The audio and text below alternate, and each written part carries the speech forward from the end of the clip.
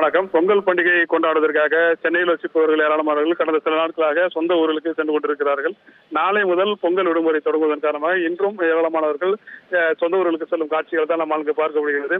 Tambaram GST சாலையை பொறுத்தவரைக்கும் கடந்த சில நாட்களாக கடுமையான ஒரு போக்குவரத்து நெரிசல் ஏற்பட்டு வந்தது.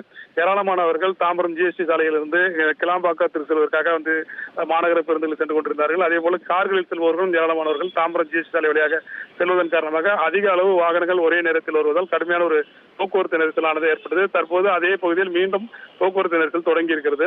இந்த சென்னை புறநகர் பகுதியை பொறுத்தவரைக்கும் காலை முதல் விட்டு மழை பெய்ததன் காரணமாக இருசக்கர வாகனங்கள் வருபவர்கள் மழை பெய்யும் பொழுது சாலை ஓரங்களில் வாகனங்கள் நிறுத்துவதால் தொடர்ந்து அந்த பகுதி முழுவதுமாக கடுமையான ஒரு போக்குவரத்து பாதிப்பு ஏற்பட்டு வருகிறது. இதன் காரணமாக ஏராளமான வாகனங்கள் ஆமை வேகத்தில் ஜிஎஸ்டி சாலை செல்லும் காட்சிகளை தான் நம்மளுக்கு பார்க்கப்படுகிறது. இந்த போக்குவரத்து நெரிசலை கட்டுப்படுத்துவதற்காக ஏராளமான போக்குவரத்து போலீசார் தாம்பரம் ரயில் நிலையம் அதேபோல பேருந்து நிலையம் பகுதியில் போக்குவரத்தை சீரமைக்கும் பணியில் ஈடுபட்டிருக்கிறார்கள். தொடர்ந்து அதிக அளவு வாகனங்கள் வந்து கொண்டிருப்பதன் காரணமாக ஜிஎஸ்டி சாலையில் கடும் போக்குவரத்து நெரிசலானது ஏற்பட்டிருக்கிறது.